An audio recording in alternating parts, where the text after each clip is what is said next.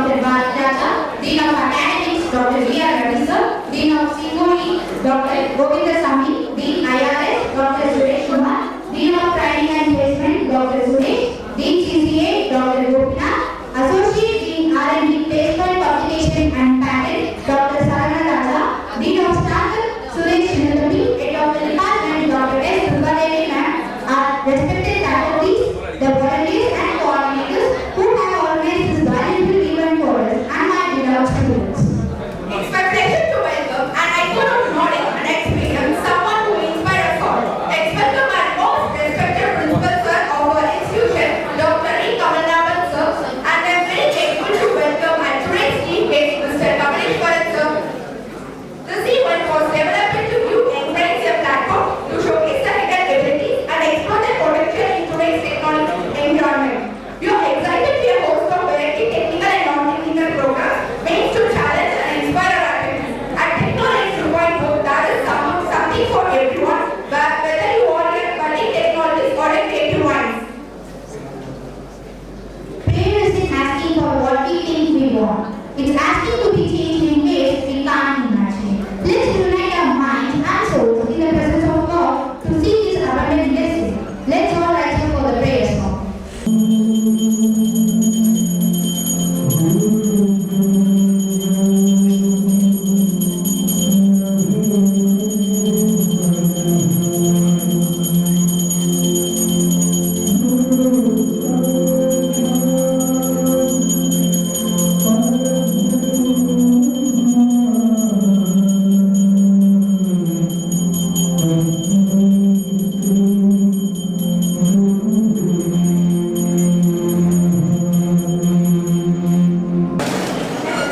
Brings life and an education brings wisdom. May our life represents the brilliance of our youth. Now I invite our honorable chief guest, principal sir, dean sir, and head of the department, and all the dignitaries on the dais to light up the lamp.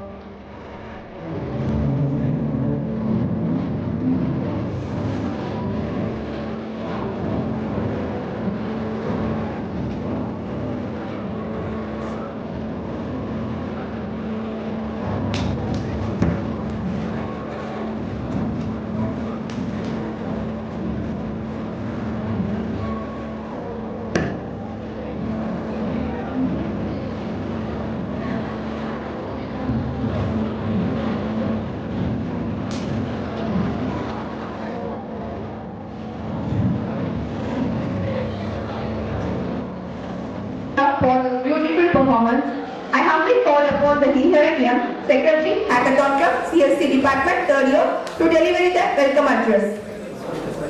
And honor that I stand before you today and welcome you all to this national level technical symposium, Technology 2.0, organized by Department of Computer Science and Engineering of Veltech Hightech Dept Engineering College. We are delighted to have such a distinguished gathering of experts, scholars, and enthusiasts who share a common passion for innovation. Before we begin, I would like to extend my heartfelt gratitude to our esteemed guests, honorable professors, respected faculties and participants who have taken the time to be here today.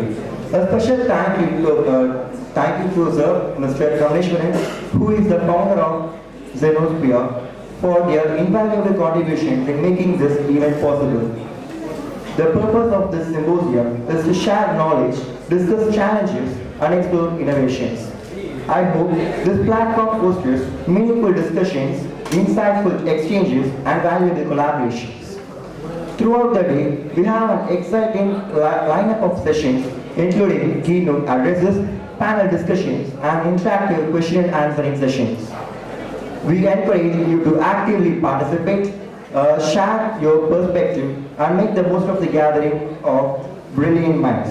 Once again, welcome you all to National Level Technical Symposium, Technology 2.0.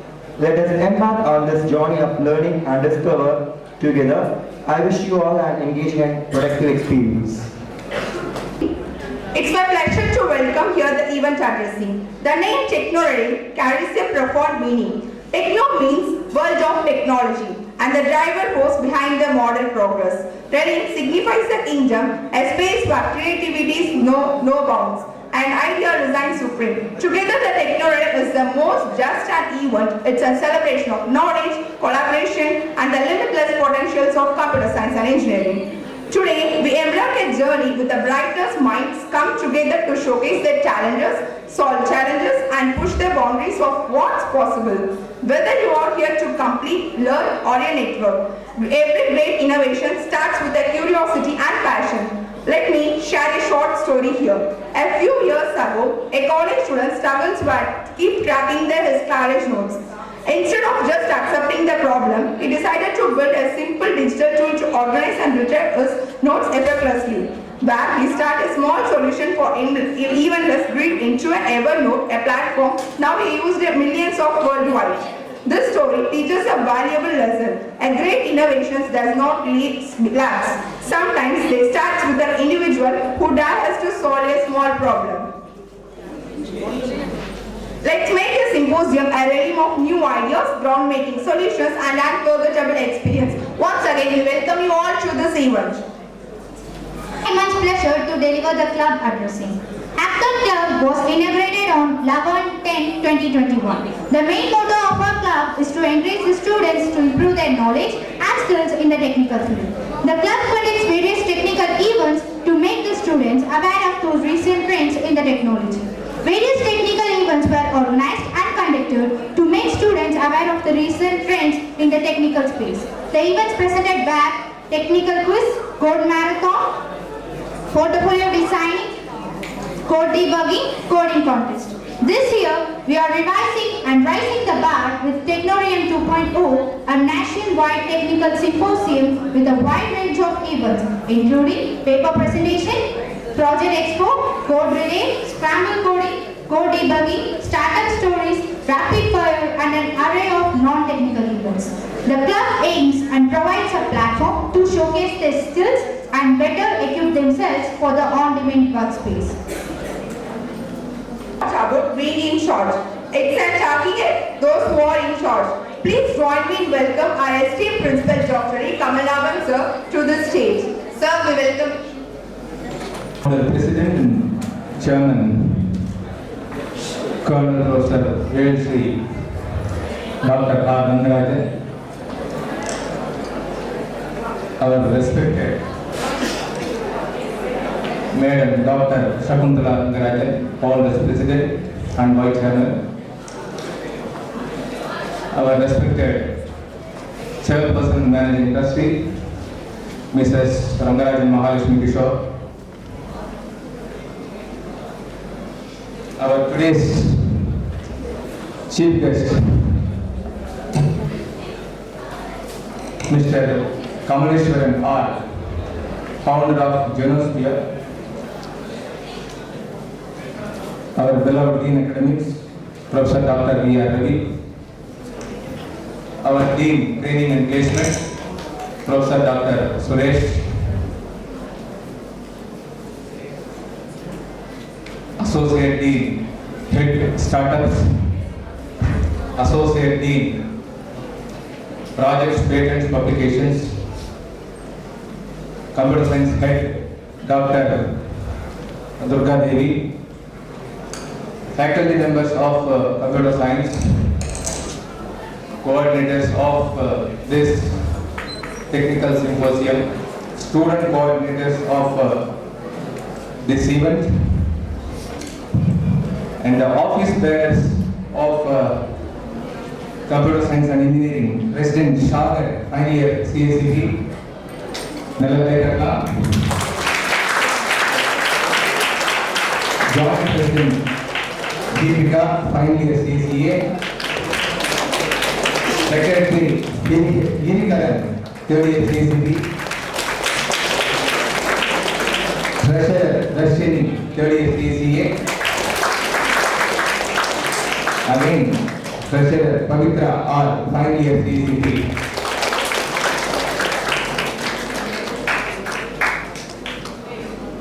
I have one more Dean of cultural clubs and activities. I can raise hand.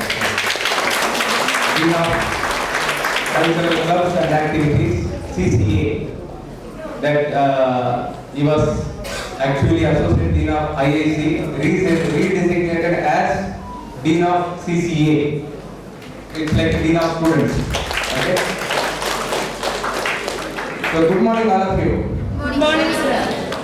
Really happy today to look this event under the banner Computer Science and Engineering. Really great, awesome event. I think overwhelming response. I don't know but exactly the registrations, but we have crossed 300 to 400 registrations today. I think this is 2 days event, today and tomorrow. I think we are going to share your knowledge, thoughts, in this platform usefully. At the end of the day, you could feel that you have done something great, with this technical symposium. The name called Techno-Realm 2.0. It's really good. So therefore, students, they have involved much and have come out with a lot of small clips, videos that they have designed and loaded in the website. I have seen yesterday in the Google also, it was there, Techno-Realm 2.0. I was wondering, actually, looking great, and the students of Computer Science doing great job, and towards mini projects, second year, third year, I think extremely well, doing well, mini projects. The mini projects which are very mandatory in this institution, second year one and third year one, all have done submitted report, and mostly I think 50% nearing publications, they are publishing articles in Scopus, and some are with the SEI, publications, really great.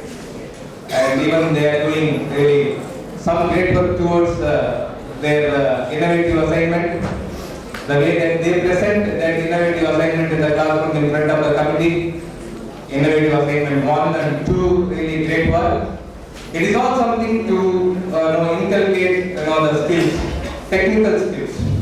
That is why we are empowering, and even we bring lot of things into the curriculum, something like mandatory things like mini projects, innovative assignment. There is something difference between assignment and innovative assignment, the way that we do and the way we conduct the review for that innovative assignment, giving some assignment statements actually. It's not a question of writing 10 marks or 2 marks, something like that. scripting out some 2-3 pages and awarding just like a 10 marks. It is not so. We give weightage 40 marks for which presentation skills, many things. It covers 10, 10, 10. The weightages are divided into 4 parts, and accordingly the committee awards the marks for the students' innovative assignment. So that is why those marks that goes to control of examination. Similarly, these mini projects they do, and 4 reviews that are conducted by industry experts from outside. So that is a great thing special where they learn many of the skills, and we also connect students through industry mentors. We have a concept or the main point as student industry mentor connect. Yes, SIMC. It is a SIMC, SIMC, student industry mentor connect. Almost most of the students are connected with industry mentors where they come through online on Saturdays and Sundays. That is also very good work. And department coordinators, head and SIMC coordinators, and even the industry relations where they are helping to connect these industry mentors to students. Really, that is also going well. So students are doing well. So like activities, one part deep training placement is doing a great job by forming Super 78. Super 78, which is the batch where they go through full-time training placements to place them in the core companies, product companies with high packages, 15 lakhs, 20 lakhs, 25 lakhs. Getting 8 lakhs, 10 lakhs is not a matter. It is 78 lakhs, 54 lakhs, 61 lakhs.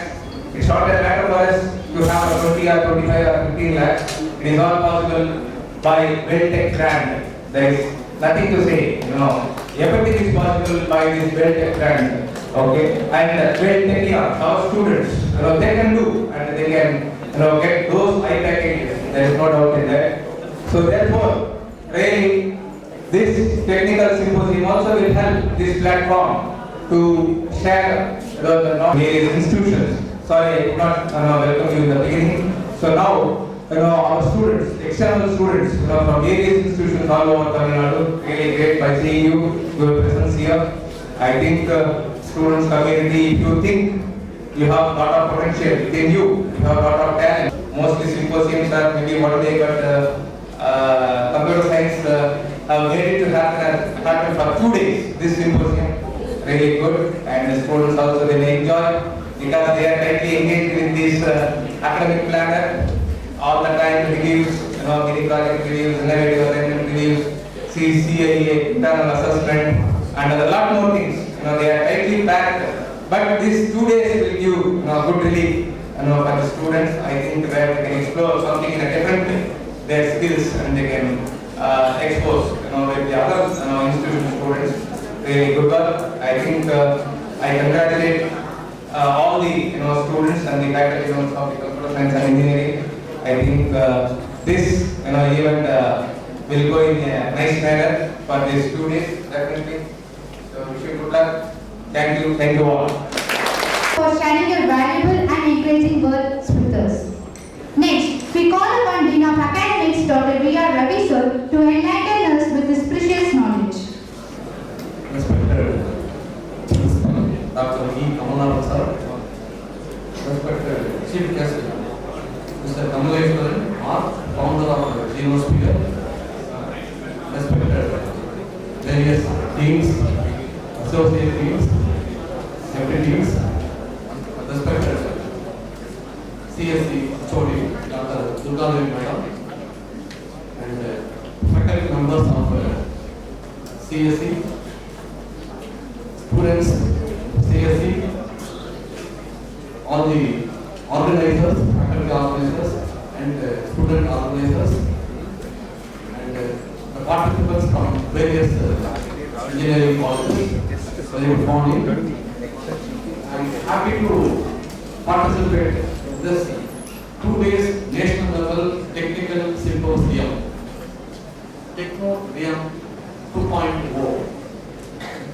So really it is a very good event for the student to share their ideas, knowledge, and these 2 days all the participants please involve and learn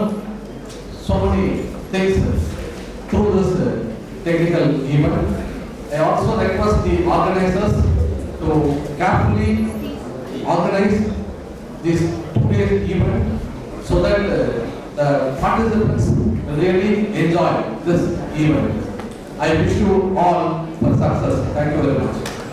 It is an absolute honor and privilege to welcome our esteemed chief guest, Mr. Kameshwaran, to this special occasion. Mr. Kameshwaran is a visionary leader, a dynamic technologist, and a business strategist with an exceptional track record of driving innovation and success. As the CEO and founder of Xenosphere Private Limited, he has been instrumental in shaping the company's growth since its inspection in 2021. Under his leadership, Xenosphere has made remarkable strides in software development, video game creation, e-commerce solutions, and multidisciplinary design. We are truly privileged to have him here with us today. His journey and contribution serve as an inspiration to all of us, and we eagerly look forward to hearing his valuable thoughts and insights. Once again, on behalf of everyone present, I extend a warm and heartfelt welcome to you, sir.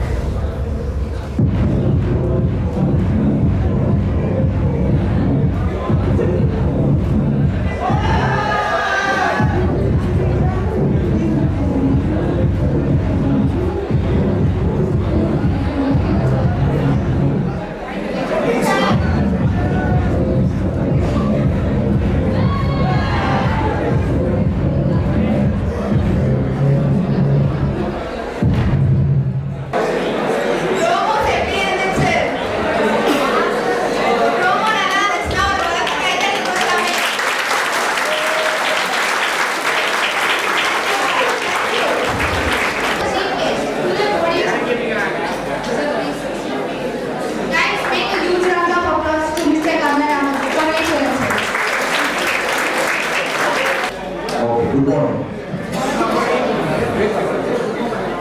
So, how is everybody doing? First of all, I'm very happy to be here. Thank you so much for inviting me as a chief guest. I always love to address younger people. I like guiding them. I like mentoring them. So, being in this place in front of so many people is a real pleasure for me. Thank you all the people from the management, the people who have organized this event, the people who have made this happen. So if you work in the industry, you know, making an event like this happen is not an easy task. There are a lot of things that goes into the planning. So I really appreciate how much people put effort into this, from making the promotional videos to this event, the organizing, then following up with the people. It takes a lot of effort. So people, when I used to sit in an event like this in college, I didn't realize how much effort goes into these kind of events. I used to sit in the bank and waste my time. It took me years to realize that I wasted my time and efforts, and I didn't listen to the people who were talking in front of me. I didn't listen to the elders. Once I got into the industry, I realized that I really need to listen to all these people. And that changed my life forever. That eventually led me to form the company. Everybody here should have this kind of mindset. So before I came here, I was in the boardroom and I was talking to the dean. He made an interesting analogy which I want to point it out. Ravi sir made this analogy. He said that in this college, we are serving a buffet of all the opportunities for the students. இங்க வந்து ஒரு dies ஆக மட்டும் சாப்பிட்டு போகலாம், இல்ல full buffet எடுத்துக்கலாம். நாங்க எல்லா ஆப்பர்ச்சுனிட்டிஸும் ப்ரொவைட் பண்ணிட்டு இருக்கோம். It's up to the students அப்படின்னு சொன்னாரு. I found it very interesting because I had the same kind of thought. Colleges and all these institutions and the world itself gives you a lot of opportunities, but if you do not go after them, then what happens is that you will not be like getting the most out of it. Number one, if you want something in life, you need to go after it. If you are fine with whatever life is throwing at you, you don't need to do a muscle. It's very easy. But you won't get something in life. You just settle for whatever you get. Similarly, if you want to learn from somebody, what is the best way? Can somebody answer that question?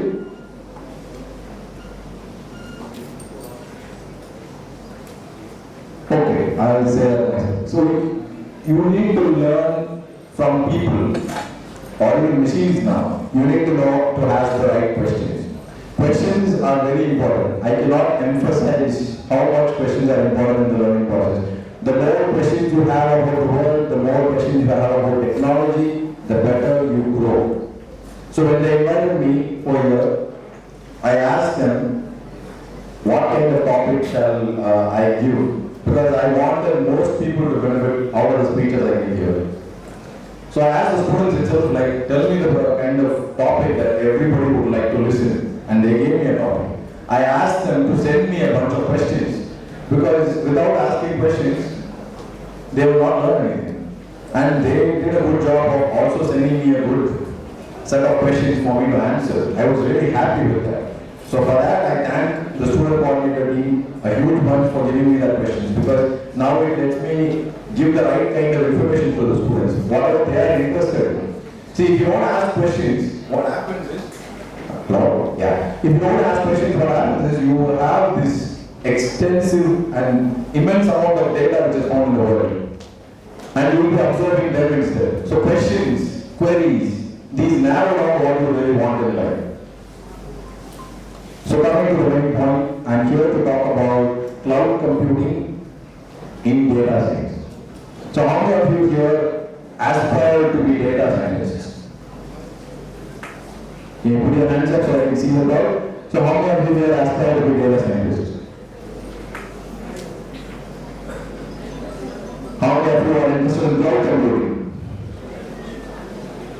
I don't see much hands up. Either you are very shy of the crowd or you are not interested. How do I take that? Okay. So first, why is data important? And what is data, first of all? So when you have data, it can be of two types. It can be raw or it can be processed. So most of the data which we find outside is very raw, as in we can't derive some insights out of it.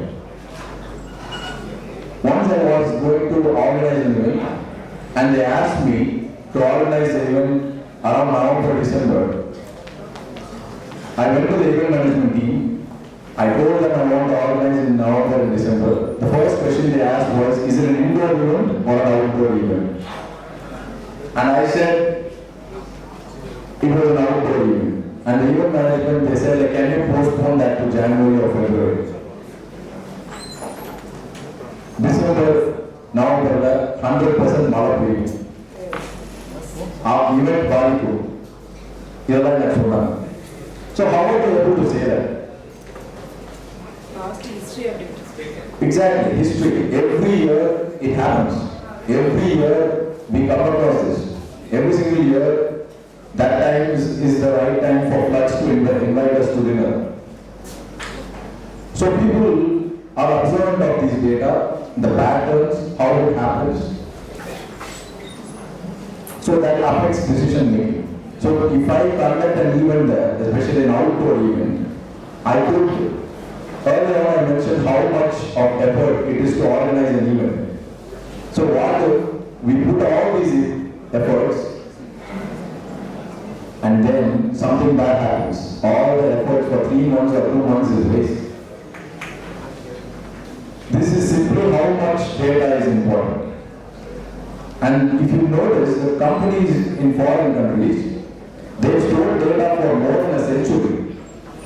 Even the data which was acquired before the advent of computers, they have already digitalized all the data. Why aren't we doing that? There is no records here. And even now, most of the things we are doing are not recorded. Data science is one of the most important jobs because the amount of data outside there is immense. And to make sense out of it, for decision support systems or for medical research or for any field has become vital. So what are the technologies we use for it? Guys, I was hoping this would be an interactive session. That's why I chose a topic which everybody wanted to talk. So I've already done projects in data science. I've done a few projects in data science. And I also deployed cloud computing models. I use that extensively in my software projects, cloud computing. So any kind of questions or insights or anything like that would help you a lot. If I had to talk like this, I could talk for days of how many projects I've done, how much information I have. Most of you would not be interested in it. That's why people speak, because they're not interested in what I'm talking about. So what is the difference between platform engineering and DevOps? See, platform engineering is when you build a platform for a specific cause. Like, the very reason that you would go for platform engineering is when the reason you are deploying models to that is important. So because you are building a complete new platform, as in specifically for a cause, so it has to have that kind of scope. So platform engineering is that. DevOps is basically development and operations. So that's what we call as DevOps. Development plus operations. See, most of the services back then, when we DevOps arena, in those kind of situations, when software development was like 10 to 12 years before, we used to have downtimes. So if somebody plays video games here, when they have an update, they actually take the servers down for 6 hours or something like that. So software was also like that before, where people just take 2 days, 3 days, the service is out of order. So what happens as a result of that is that 2-3 days, they don't have access to that software. So recently there was a security glitch in Microsoft software, and you know that the entire software crashed for so many industries for 3 days before they found out the issue. So what happened was airports got delayed. Everything crashed because of a small engineering problem. So this is why we have DevOps or LiveOps, because we don't want to take these essential services offline unless it's incredibly important to make that update. So development and operations can happen hand in hand. Say one side the team is developing the new updates and the operations happen simultaneously. So we don't have to take the services down. So that's why we have DevOps. DevOps is one of the promising job opportunities. There's a lot of opportunities here if somebody wants to pursue that. So as far as cloud computing is concerned, it's used everywhere in every industry these days. There are some advantages, there are some disadvantages as well. Some people go on saying that, getting information and data in the information age is very important. So why do we call this age as the information age? Stone Age, it started with Stone Age when human beings started recording something. Upon this stone tools, the humanity entirely was dependent on stone, sharp stone, blunt stone. Then came the Iron Age, where humanity started using iron, they started smelting it, using weapons. Next came the Enlightenment Age, where knowledge was more important. People started studying, they started going to schools. And then the Industrial Age. I skipped a few ages in the middle, so not over. So, Industrial Age, where mass production, industry started coming out. Then came the Modern Age. So we are not living in the Modern Age. Modern Age was the 1900s to 1940s, the Modern Age. Adukaprom, we call it the Information Age. So in every age, whatever we name the age after has a huge impact on that age. So what has the most impact in our age? Information. So we call this, that is a saying as well. Information is wealth, knowledge is power. And that's true for now more than any time in history. If you see big tech companies, they are actually not tech companies. FANG, everybody knows about big tech companies, right? They are not tech companies at all. If you see from a business perspective, Facebook is not a tech company, Google is not a tech company. People call them tech companies, they don't create technology. You know what they do? They harvest data. Why do they harvest data? To convert them into information, insights. So these are data companies. So if you go into business, you realize that these so-called tech companies are living only because they are very good at harvesting and processing large amounts of data. So this is the most important part. How do you harvest large amounts of data and how do you use them? So before, we used to have databases. There was only one type of database. And it was mostly used in very important applications like military applications, government applications. Pretty much everybody had no access to these kind of things. Computers were used only by technical people. Non-technical people were not actually using computers directly. So if you have to use technology, computers, you need to find a person who is into that, and only then you can get into the data or anything like that. So from 1950s till now, it's 70 years of data. So I give a small example of how these kind of insights can help us in life. That is simple because every year it happens, we know that the flood is coming. We know that the rains are going to be there even if the floods are not there. This is common sense. That's a simple example. So let's just say that you need to predict something like very, very complex. In Japan, they are doing tsunami prediction. Tsunami doesn't come every single day. It doesn't come every year either. But when it comes, it wrecks havoc. So they are collecting data on a daily basis. They are collecting data as we speak to predict tsunamis. They are monitoring the oceans. So when you collect so much data, what happens? That's what we call as big data. Sometimes there is a lot of information, and most of the information are not that accurate. Let's just say the sensor will pick up some information. Let's just say you are having a temperature sensor. It's picking up some information. Suddenly there is a zero. There is no way that it's going to snow in Chennai, but the sensor or some kind of issues record a zero. So these are information which is not recorded. So that's why we have data processing, data cleaning, these kind of procedures to get rid of this unwanted data which might affect our decision making. So coming back to the main topic, cloud. So I've spoken about data science, why is it important? Why is cloud the most adopted model for storing and processing data at this stage? We can remotely access the available resources, and also based on the demand we can access. Exactly. These are the main 2 points. Convenience of access. Anybody from any distance in the world can access that. And also elasticity. So what is elasticity?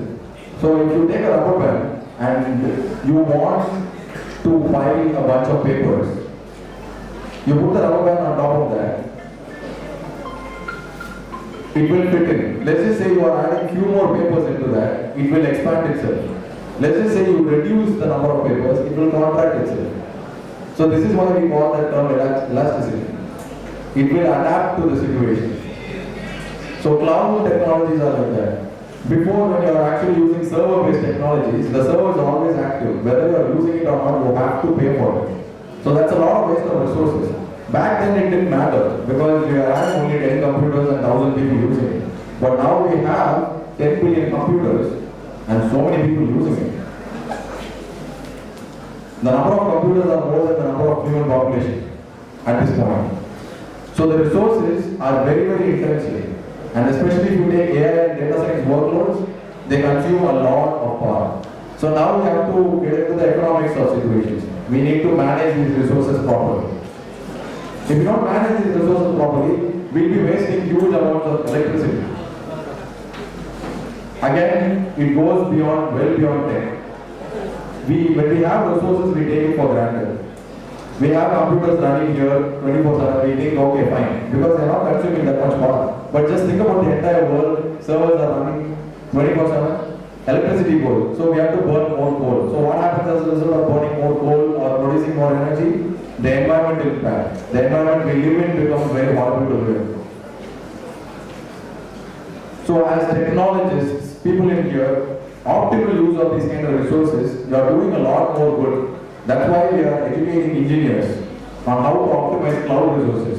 So we are wasting as less as resources as possible and making the most of the resources which we are using for. So that's why optimizations are required. Yes. So cloud, there is a lot more to the cloud. Whatever which we are accessing inside the computer requires some hardware resources. Let's just say that till 2016, I used to buy high-end computer processors. Every year I have to upgrade my system. But since 2016, I have the same system for 11 years. I have not upgraded it. Why? Because since then I adopted to the cloud. So anytime I need some resources, I can take it from the cloud. Because for a project duration of 3 months to 6 months, I will need that resources. And if I have to buy new hardware for that, by the time new hardware comes in 6 months they get outdated. And again I have to buy new hardware. So one of the things that cloud helps you does is, you don't have to invest in unnecessary hardware. You can buy a basic system which is quite rigid and it can last for 10 years.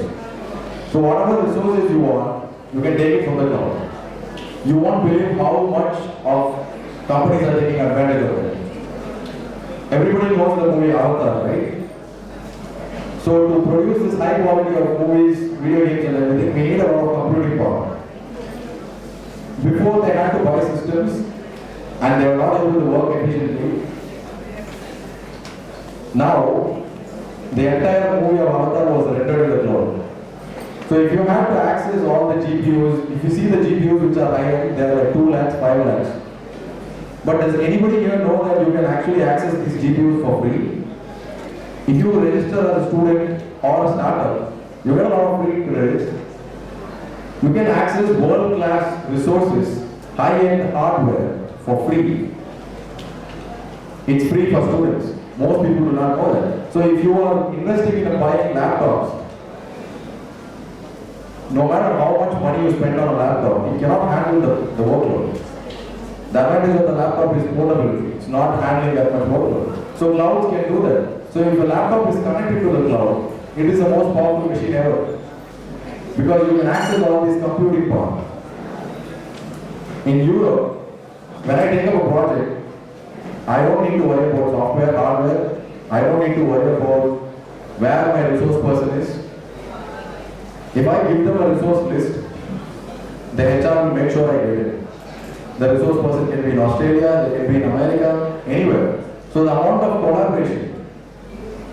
See, one industry has improved and has been dominant over the other industry. So let's just say if I have to physically send some harvested wheat or rice to America, it is a 29-day process. Only then the industry will improve. But if I want to send a digital product to America, it's a 1-day process. The reason why tech industry has grown so leaps and bounds is that it can access the entire world, it can access everything. So the Indian government has made sure we have enough programmers. So when I used to code in college, in my entire class there were only 2 people who could code. And coding was seen like a godlike thing. Oh, you know how to code, that's a big deal. But now, I'm pretty sure that this room is filled with people who can code. Coding has become an essential thing. And without it, you cannot access advanced technology.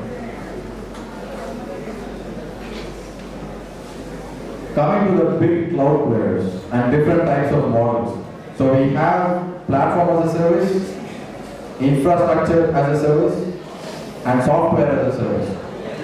So what platform as a service? So everybody, before I come to a speech like this, they ask me for some PowerPoint. They ask me for some presentations. And every time I say I don't want to use the PowerPoint presentations, I will use the mic and speech alone. So why did I choose to do that? Because I can show you a lot of content in PowerPoint presentations, right? So the thing is that the people sitting in the back will not be able to see the presentations. Also, I don't know which OS the laptop or the systems here are running. I use the latest version of Microsoft PowerPoint, and they might be using a lesser version. So if I make a presentation, I used to spend 2 days making a presentation, and finally when I put it here, they had a lesser OS, and it couldn't render the slides properly. And I was severely disappointed. And even when it renders properly, people couldn't see it. So I thought to myself that I need to rely only on my speech, because the audio systems are well maintained. Each and every situation, each and every auditorium is different, but everywhere I have access to the mic. So I have to make the plans only with the microphone, nothing else. Only then I can actually deliver a speech without any interruption. So why am I saying this?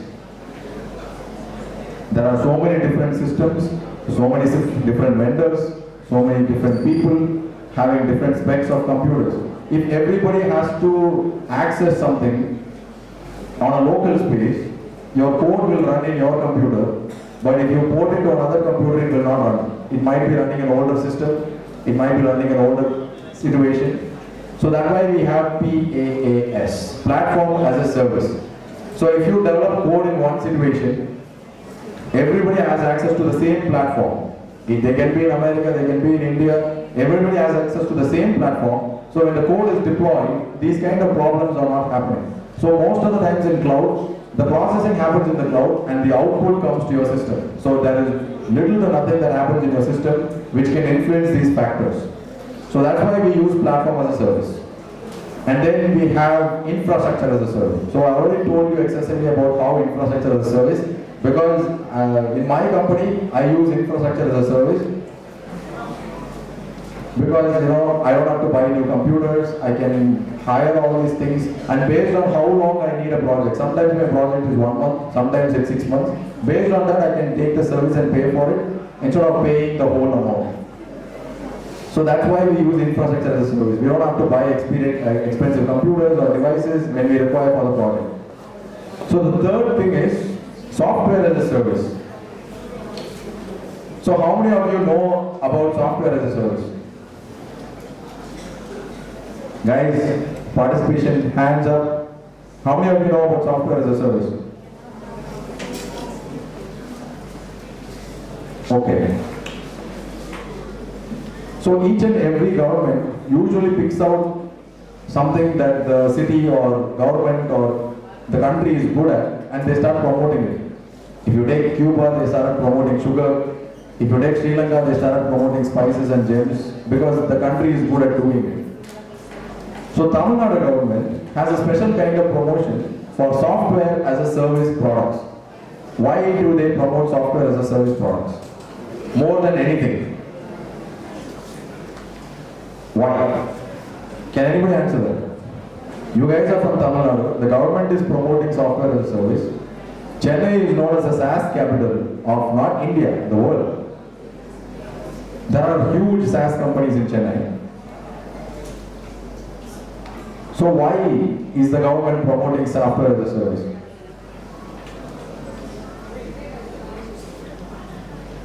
See, all the rich people, the silent rich people in Chennai have used SaaS products.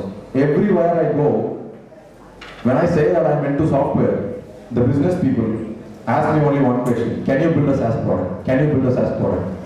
So if I go to one of my friends who I met long back, I say that I'm into software, he's like, can you build a SaaS product?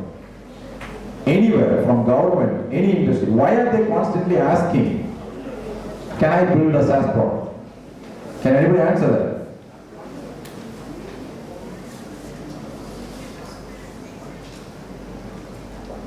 See, if somebody is interested in a lot of things, either it's highly entertaining or it's highly profitable.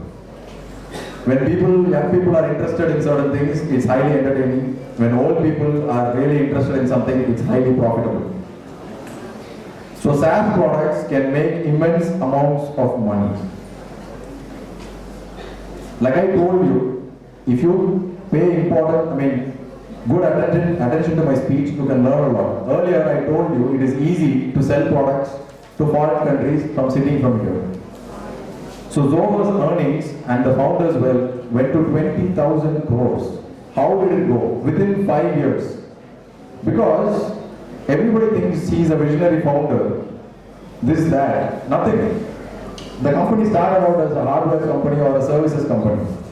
But then, they saw that the labor was cheaper in Chennai, in Tamil Nadu specifically. And the talent was immense, untapped potential as we call it. There's a lot of potential in Tamil people. So what he did was, he tied up with a foreign company, he developed the product in Chennai and the surrounding areas, and then he sold it in America. Other way across the world, 12 hours difference. So when in commerce, if you notice, if you take a product from here and you sell it to a country which is very, very far away, it's highly profitable. So that was possible in software, and that's why Chennai is known as the SaaS capital. All three big companies who are making a lot of money are SaaS companies in Chennai. And because of the immense revenue they made, the amount of jobs they created, the government itself decided to promote SaaS products. Anywhere you go, people will always be running to develop their own SaaS product. What is the other reason why they are developing a SaaS product?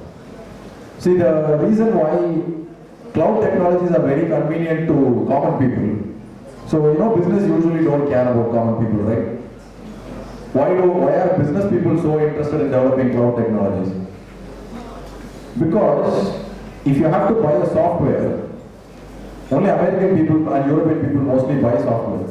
Most other people, they start pirating software. But when you build a SaaS product, the difference is that you have to pay a monthly subscription fee or a yearly subscription fee. And you can access it anywhere, but you don't own the software, the company owns the software. So in terms of business, everybody likes to build SaaS products because they own their products and other people cannot pirate it. So they can easily protect their product. Cybersecurity as a field has grown leaps and bounds, especially in the last 4 years. Mainly because of the amount of transactions, the amount of activity that is happening in the cloud. So cloud is essentially become a new world where people have their own police force, they have their own law enforcement, they have their own currency. So people are just thinking that it's going to become a huge, real world kind of situation over there. Government is there, cloud governance, data governance is there. Why is so many regulations coming there? Because so much activity is actually happening in the cloud. If you're playing games, it's happening in the cloud. If you're doing something else, it's happening in the cloud. Almost everything. If you're transacting through UPI, again, it has to go through the cloud one way or the other. So we have public clouds and private clouds. Public clouds are the ones which we actually have access to from Amazon or some other company is actually giving it.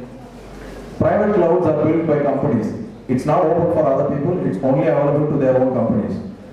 And there is hybrid cloud, which is a mix of both public and private, depending on the kind of situation they want.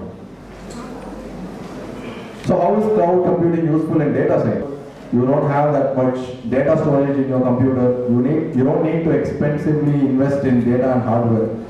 In Chennai, there was this huge boom of office spaces called co-working spaces, where you can just buy an office for 3 months and then you can run away, not having to invest in a long-term office space. So everything has become a subscription model. Why is the subscription model so famous? If people are selling something to you once, you are buying a product, again, next time they have to come and again put that effort into sales. But when you become a subscriber, they have to only retain you. They have already acquired the customer once, and you are giving monthly subscription money to them. So this is why SaaS products scale like crazy. Because once you acquire a customer and they are accustomed to your situation and you are making their life better, they will stay with you. So in terms of business, in terms of user convenience, in terms of accessibility, in terms of elasticity, cloud marks the thing for everything. So 80% of the time cloud is very, very beneficial.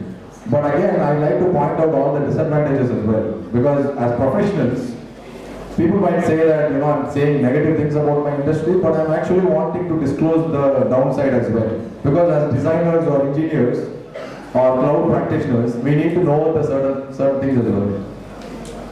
So if you go into early stage of development, choosing a cloud is very important. As students, you don't have access to the cloud infrastructure, so you are probably go to something like Google or Amazon or Microsoft to give you the cloud access. They give you immense benefits for starters. For 12 months they give it free, they give you a lot of resources, especially if you are a registered startup, they give you even more. Here is where you need to be careful, because there is a recent problem going on. Once you build a house, you are stuck with that house for at least 25 years. Same way, once you choose a cloud to build your product, is like building a house inside that. It's very hard to move to another cloud. So the cloud companies are taking advantage of that and they are charging a lot of money. They won't charge you when you are early on, but if you start succeeding, they'll start charging like crazy. I have clients who have called me in the middle of the night with a nightmare bill, because the cloud bill goes into their account, not my account. They'll suddenly call me and say, like, why is the bill so high? There will be a huge surge in the bill. So beyond the point, it's very, very expensive to use the cloud. For starters, they've kept it very, very cheap, so people come inside, and you might be getting trapped by this kind of business situations. So when you are thinking about optimization, even if it's a microsecond or even if it's a paisa you are saving in that money, you should be very careful. Cloud architect is one of the most paid jobs in the industry, because they need to build that architecture inside the cloud. So anytime there is an architect involved in a profession, whether it's building a building or building a cloud, you know that the resources are very important and you need to design everything properly. So when you are using these kind of technologies, the downside is that the tech companies or the so-called data companies can take advantage of it. There are new people who come into the real world. We start yelling, saying like, oh, the companies are doing malpractice, the companies are scamming us, the corporates are like this, corporates are like that. It is futile. Complaining is useless. So if the roads are bumpy, instead of complaining about the road, it is a wise man's choice to actually navigate the road properly. Slow down, see the bump and drive properly. Complainers will get nowhere. So if you take in all business people, they care only about making profits. So as cloud practitioners, we need to understand the implications of the applications we do. So when you are building an application in a cloud, make sure that the person can actually use it to blackmail you as well in the future by raising prices or refusing to move your data into another cloud. So you need to make sure that these kind of situations that do not affect your application, because beyond a point, you cannot do anything. Once you are 5 years, 4 years locked onto the cloud, you cannot change it. So now, in recent times, all the designers, architects who I work with, they encourage that we also make a clause for something when bad things happen, when rates change or anything like that, we should be able to actually move to another cloud. When a tenant is charging too much rent, what do? You move to another place where the rent is affordable. So that is the kind of system the industry is moving towards. So there is something called machine learning. Most people would have known the definition a little bit. So I'm going to talk about AutoML. AutoML is for people who want to build their own machine learning models based on the cloud data which you have.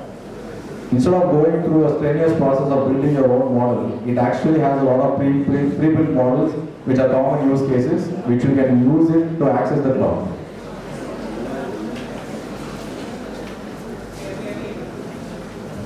So I have explained about data science and cloud computing.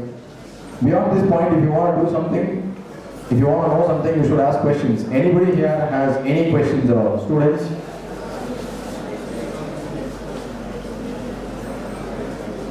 Questions?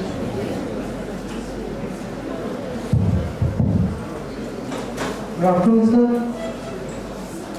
Yes, yes. Sir, you said that Xenosphere also develops games, video games. So, is your company also into animation? Yes. So, recently PM has said that now India is going to invest a lot in the gaming and animation industry. So, till now the gaming and animation industry were always neglected, or you can say very less invested. So we don't have our indigenous video game or animation series which is like popular in all of the world. Like as a youth myself, we are like addicted to Japanese anime series and they are making a huge profit out of it. So what's your vision about the indigenous game or animation series of India? The government has identified the potential in the industry, and they've introduced a separate department for dealing with this. So you can look into AVGC industry, so animation, video games, and comics. So they focus on promoting these kind of companies. Most of the companies in India are involved in games like gambling games or dress-up games or very small games. And the government wants to monetize and improve the potential here. There is also a promotional body in Chennai, Ambattur Industrial Estate Chennai. They have Vegas, so which is Visual Effects Animation Gaming Society. So if you can, they also have a student membership. So if anybody is interested in tying up with them, you can contact them and get exposure into that industry. So I am one of the members there. And VFX animation and gaming is like a huge potential in the industry, but as far as I've seen, most people do not have knowledge of how to get into the industry itself. Right now, very few professionals are actually going into that field, and the colleges and other places are not that well equipped to train these people. This industry will grow in the next 10 years, but right now it's in the baby stage. We have just started to step into this industry. It has massive potential, so ultimately whatever VFX or games or anything, we are ultimately producing digital products which can be marketed for a huge profit. But getting into the industry now is kind of skeptical because it's in a very infancy stage. It is better to wait out a little bit before getting into the industry, because I have not seen it being very reliable for students. If it's reliable for students, I can recommend it. Though I am from that industry, I have not seen some lot of jobs being generated here. So I would advise students to wait out before pursuing that industry, or pursue a stable industry till you can find a stable job in the industry. The jobs are very less, and most of the jobs, they are not that good. So it is better to wait it out for a few years before looking into that industry. Okay, sir. Thanks, sir. Any other questions? So I'm also a business strategist. I encourage people to start their own startups. I mentor people. This is your chance to ask questions. If you go to Google, YouTube, Instagram, the people who are talking over there are the people without jobs. Since they do not have any work, they talk to you. And if you get information from there, you are being severely misguided.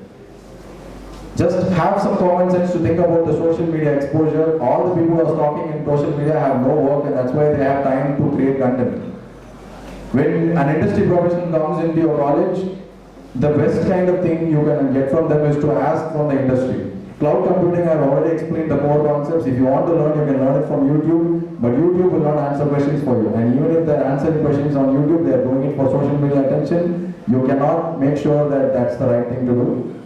If you want to visit any data center, is it available nearby?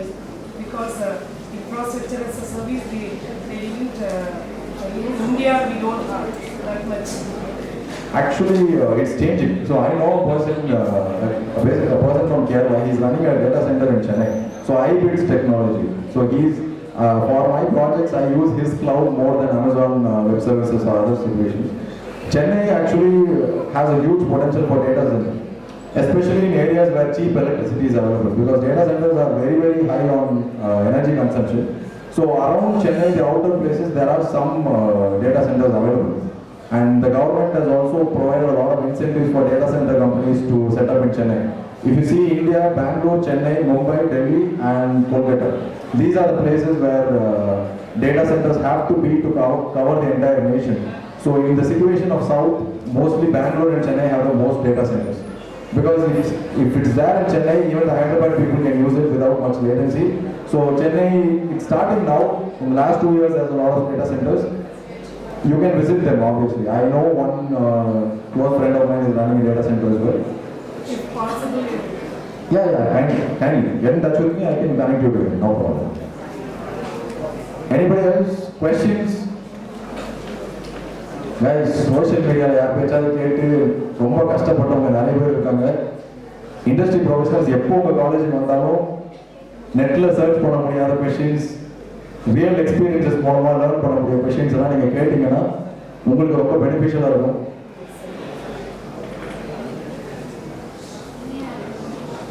ஒரு example சொல்லணும்னா, social மீடியாவில் நிறைய Blender tutorials இருக்கு.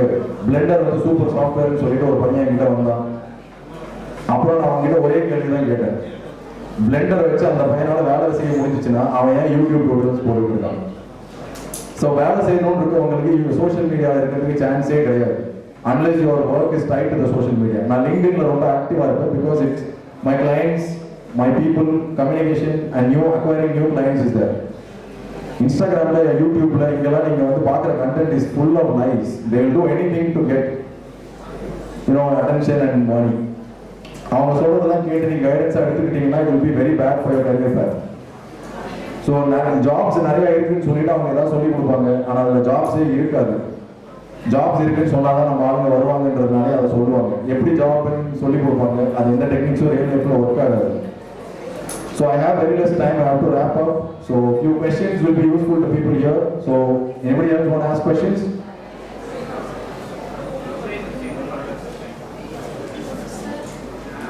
Yes.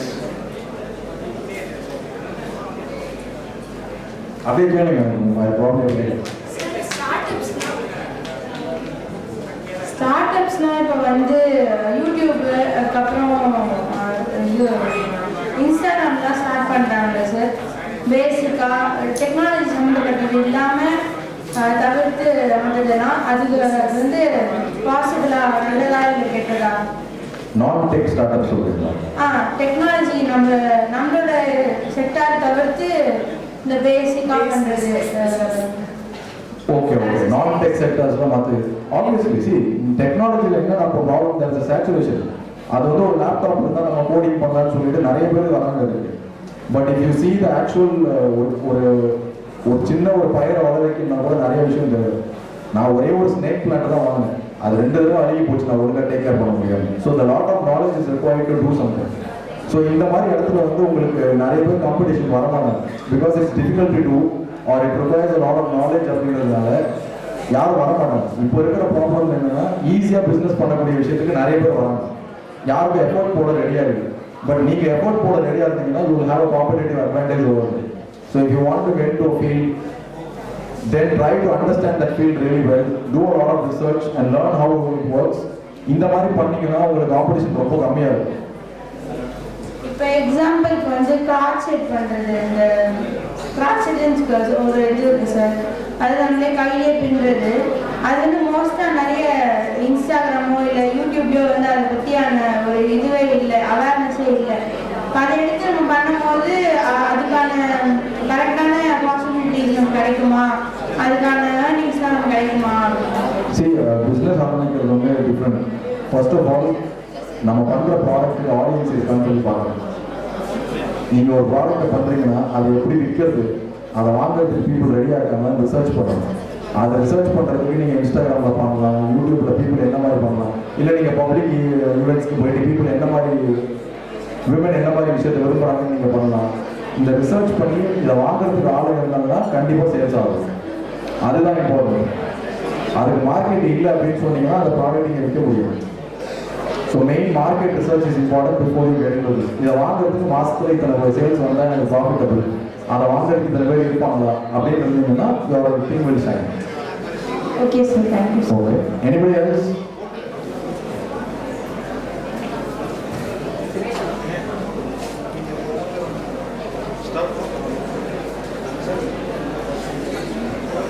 SAS. Hello sir, can machine learning can be done by a computer science student? Machine learning? A computer science student can do a machine learning work, like machine learning based project. கண்டிப்பாக. சரி, machine லேர்னிங்கில் வந்து நீங்கள் பேசிக்கான இதெல்லாம் பண்ணுறீங்கன்னா நிறைய already existing மாடல்ஸில் பண்ணுறது வந்து it be easier. Training your model is very difficult. Big companies are doing it. But already existing model மேலே அப்ளைன் பண்ணி இல்லை டிஸ்டில் பண்ணி பண்ணுறது வந்து easy. So you can look into auto ML வேறு எக்ஸிஸ்டிங் மாடல்ஸை வந்து பேஸ் பண்ணி நீங்கள் வந்து பண்ணீங்கன்னா it be easier. Thank you sir. Okay, you are asking something. Sir, suppose along with our students we do any SAS project, where we have to start. SaaS products பண்ணணும்னு சொன்னீங்கன்னா first stage is identifying the problem. என்ன problem நீங்கள் solve பண்ணுறீங்க, அதுக்கு வந்து people வந்து அது பிஸ்னஸை பொறுத்த வரைக்கும் ஒருத்தவங்களோட தலைவலிக்கு நம்ம மருந்து கொடுத்தோம்னா அவங்க மணி கொடுப்பாங்கன்றது தான் concept.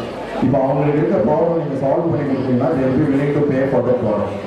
So first of all, you need to find out which industry you want to start up the product. அவங்ககிட்ட கேட்கலாம், இல்லாட்டி you can research and find out what the problem is, and if you solve that problem for them, they will be willing to pay for it. Proof of concept வேணும், minimum viable product வேணும். நீங்கள் வச்சிருக்க concept அவங்களால செய்ய முடியுன்றதுக்கு proof வேணும். Minimum viable product அவங்ககிட்ட demonstrate பண்ணி காமிக்கிறதுக்கு ஒரு மினிமம் ப்ராடக்ட். இது ரெண்டு இருந்துச்சுன்னா இட்ஸ் ப்ராஃபிட்டபிள். இந்த யாருக்காவது கொஸ்டின்ஸ் கேட்கறதுக்கு ஷையாக இருக்கும் அப்படின்னு சொன்னீங்கன்னா I have my LinkedIn page. You can just contact me and ask me any questions. I love guiding people. So feel free to approach me in LinkedIn. Zenosphere போட்டிங்கனாலே என்னோட பேர் வரும், ZENOSPHERE. You can see that in the invite itself. So you can just contact me if you want to ask any questions regarding startups or things. I'll be happy to answer your questions.